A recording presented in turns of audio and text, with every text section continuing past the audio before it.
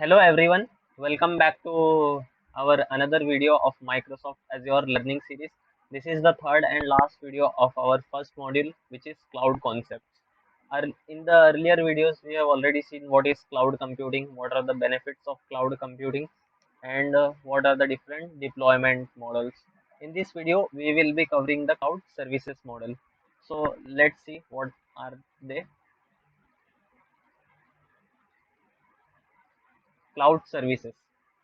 The objective domain here is describe infrastructure as a service, PaaS, describe platform as a service, PaaS, describe software as a service, SaaS, identify a service type based on a use case, describe the shared responsibility model, describe serverless computing. So folks, here in this video, we won't be covering serverless computing because it is a part of compute services. So in this video, till only shared responsibility model we will be covering. So let's see what these different things are. Infrastructure as a service. AaaS.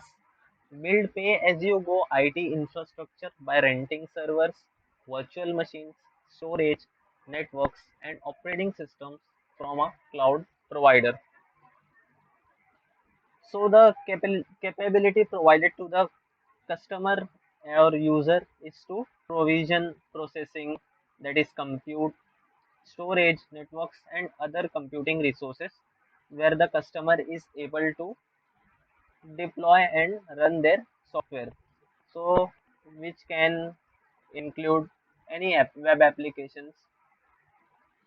So, the consumer does not have to manage or control the underlying cloud infrastructure. They only have the control over operating system, storage, virtual machines, and the resources or applications they have deployed. Like they can control networking resources such as firewall, security, servers, and storage. In some scenarios, customer can also request for the complete data center for for their on-premise environment from Microsoft. They can request that they need a complete data center for their on-premise environment from Microsoft. So this is also one type of infrastructure as a service. So suppose a user wants to deploy an web application. So user can request an on-demand virtual machine. So user will be provided with the virtual machine, storage like hard disk, etc. So it's user choice which operating system they want to run on this virtual machine. They have to manually install the runtimes and then develop and deploy their application. So users are just provided with the infrastructure. They don't have complete control here, but they have the most control compared to other service models, which we will see in the next slide. So user here does not manage the underlying infrastructure. It is managed by the Microsoft Azure. User just have to manage the operating system, means to upgrade it to the latest version by applying patches, etc. Install the runtime. Suppose application is written in Java, they have to install the Java runtime in that virtual machine and then deploy their application. Users also have to maintain the high availability, means in case anything happens to that virtual machine, how they will ensure that there is a business continuity. So it all will be managed by the consumer only. Means they will have to plan their architecture in such a way to provide continuous service to their customers and users. And also the in case of there is an increased demand for their website, means more users are visiting their website, so they need to manually implement the auto scaling, means to increase the resources based on the demand, and when the demand decreases they need to decrease the number of resources, so they have to manually implement the auto scaling. So next is platform as a service, provides environment for building, testing, and deploying software applications without focusing on managing underlying infrastructure. So the capability which is provided to the consumer here is to develop and deploy your applications into the cloud infrastructure using the programming languages, libraries, services, and other tools provided by the cloud service provider. The consumer or the user does not manage or control the underlying infrastructure here also, like infrastructure as a service, which includes networks, servers, operating system. Here the user won't be also be managing the operating system or storage. They just have the control only over the deployed applications. That's it. And they just have to develop and deploy their software applications. They won't have any control over operating system, neither on the runtime and the underlying infrastructure. It will all be managed by the cloud service provider. Also, the auto scaling part will be managed by the cloud service provider. Suppose the demand increases, cloud service provider will automatically ensure that their application gets scaled up and resources gets scaled up based on that demand. Also, the backup of the resources and services will be taken by the cloud service provider. Users don't have to worry about anything which is underlying. They just have to focus on their software applications. So we have less control here compared to infrastructure as a service. And the last is software as a service. Users connect to and use cloud-based apps over the internet. For example, Microsoft Office 365, email, and calendars. So the capability which is provided to consumer here is to use the provider's applications running on a cloud infrastructure. So for example, means Microsoft Office 365 is running in Microsoft Azure data center. So user just have to open the browser, go to office.microsoft.com and just use the Office 365 application, which is already running in the Microsoft Azure data center. They don't even have to locally install the application. So it's a software as a service. Means we are getting the software as a service. We can use Office 365 for various purposes like to build documents, presentations, Excel spreadsheets, etc. So we are getting the software as a service. All we just have to do is browse to the application on the internet. So this is also called as cloud-based apps.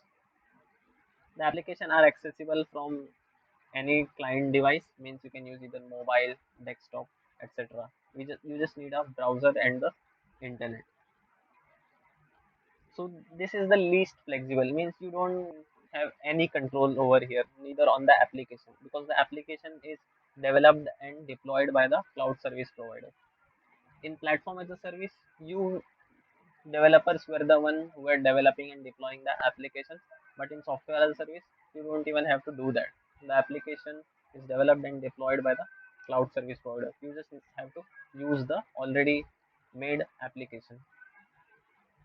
So another example could be Gmail and Google Drive from Google.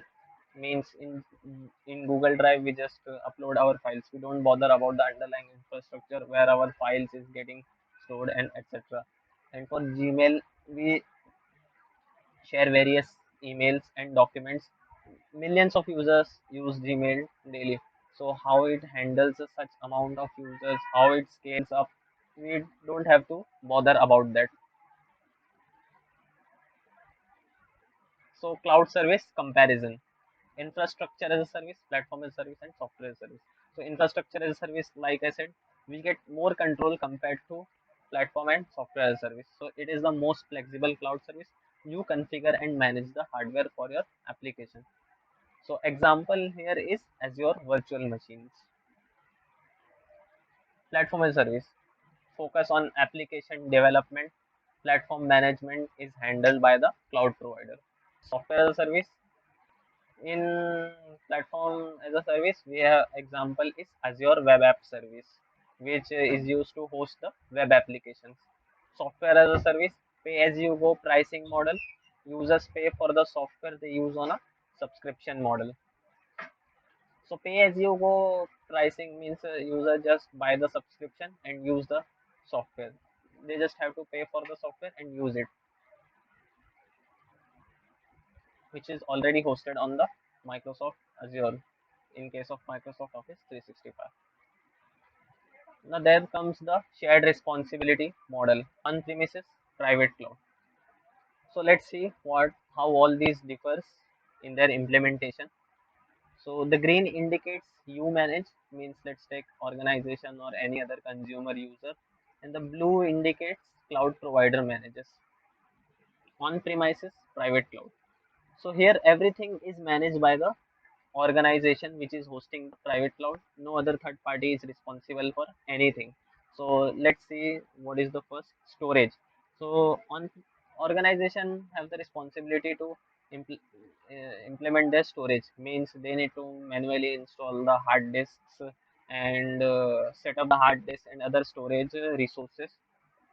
Then they also need to configure networking so that any other compute and other devices can talk to each other. So they need to implement the networking of their own. Then comes the compute, means they have to manually rack and stack up the servers for computational powers. And then the virtual machines, means they have to virtualize their compute resources or servers to create various virtual machines. And then they have the responsibility to uh, install various operating systems on these virtual machines and then install the runtime. Like I already said, suppose they want to run Java application, so they have to install the Java runtime and then install the applications using that, run the application using that runtime in the virtual machine, and then access those application and data which is generated by those applications. So it's all responsibility of the private cloud, on premises. In case of private cloud, means the organization which is hosting the private cloud, they have all the responsibility to do this. In infrastructure as a service, compute, networking and storage is all managed by the cloud service provider. The only thing user have to concern about is data and access, applications, runtime, operating system and the virtual machines. So user get more control over here, as we can see, compared to platform as a service and software as a service. As in platform as a service, you just have to deploy your application and access those applications. And in software as a service, you don't even have to deploy the application. It is managed by the cloud provider. You just have to access those applications and use them. So this will help you to gain more understanding about the difference between all the three service models. So this is a shared responsibility model, because in cloud some things like this part is managed by you and this is managed by the cloud provider. So it's a shared responsibility in all the three types of models. Just you have the more control over here, so it's most flexible, and you have less control in software as a service, so it's less flexible. Now, as we already said, we will cover serverless computing later, so let's not bother about this right now. So I think we have finished here our module 1. Let's review what we have already studied. So this is like a summary. Microsoft offers public, private, and hybrid cloud models, so you can build based on your needs. That's absolutely right. From high availability to elasticity to disaster recovery to pay as use, the benefits of the Azure cloud are numerous. IaaS, PaaS, SaaS, and serverless or a combination, then shared responsibility. So this this sums up our module 1 here. In the module 2, we will be learning some other things. So thank you.